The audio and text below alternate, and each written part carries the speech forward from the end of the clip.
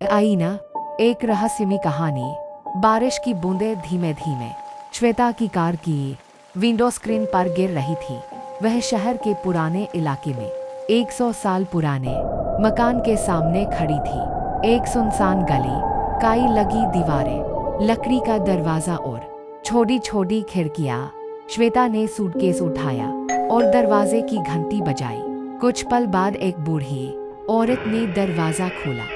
झुकी हुई कमर, सफेद बाल और आंखों में एक अजीब चमक। आ गई बेटी, अंदर आ जाओ।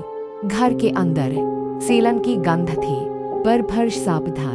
दीवारों पर पुराने चित्र लगे थे, लेकिन सबसे विचित्र चीज थी सीढ़ियों के पास दीवार पर टंगा एक विशाल आईना। उसका फ्रेम लकड़ी का था, जिस पर कुछ अजब नक्काशी की हुई थी। श्वेता की नजर जैसे ही उस आईने पर पड़ी, वो एक पल के लिए ठिठक गई। ये आईना बहुत अलग है, उसने कहा। बूढ़ी औरत ने धीमे स्वर में उत्तर दिया, हाँ, ये बहुत पुराना है। बस एक बात याद रखना, रात को इसे चादर से ढक देना। श्वेता हंस दी। क्यों? इसमें आत्मा रहती है क्या? बूढ़ी औरत के चेहरे पर कोई हंसी नहीं थी। उसने बस इतना कहा, कुछ चीजें मजाक नहीं होती बेटी। शाम ढलने लगी। श्वेता ने कमरे में सामान जमाया और अपने बेड के सामने उस विशाल आईने को देखा। वह सोचने लगी, कितना पुराना होगा ये, कितनी बार इसमें किसी ने खुद को देखा होगा। लेकिन एक बात उसने नहीं देखी। जब वो मुड़ी तो आईने में उसकी परछाई 2 पल और टिकी रही, जैसे किसी और की निगाहें उसे देख रही हों। श्वेता को उस घर में रहते हुए 1 हफ्ता हो गया था।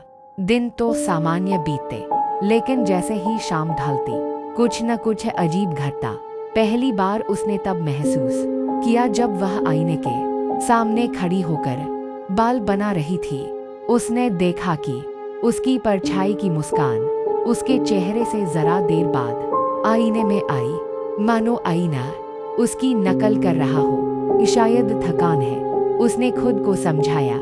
लेकिन फिर उस रात जब वह सोने के लिए बत्ती बुझा रही थी, आईने से हल्की सी आवाज आई, जैसे किसी ने नाखून से कांच खुरचा हो। श्वेता ने चौंक कर बत्ती फिर जला दी।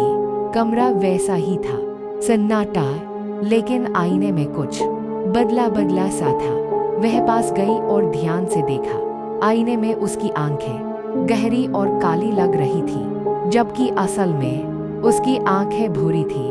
ये क्या? वो बुदबुदाई। अगली सुबह उसने आईने पर चादर डाल दी, जैसे मालकिन ने कहा था। लेकिन रात को उसे सपने में वही आईना दिखा, और उसमें से कोई महिला उसे घूर रही थी। उसका चेहरा धुंधला था, पर आंखें स्पष्ट और डरावनी। जब श्वेता नींद से जागी, उसकी सांस तेज थी और माथे पर पसीना। लेकिन सबसे डरावनी बात ये थी, वह चादर अब आईने से हट चुकी थी। वो अकेली थी।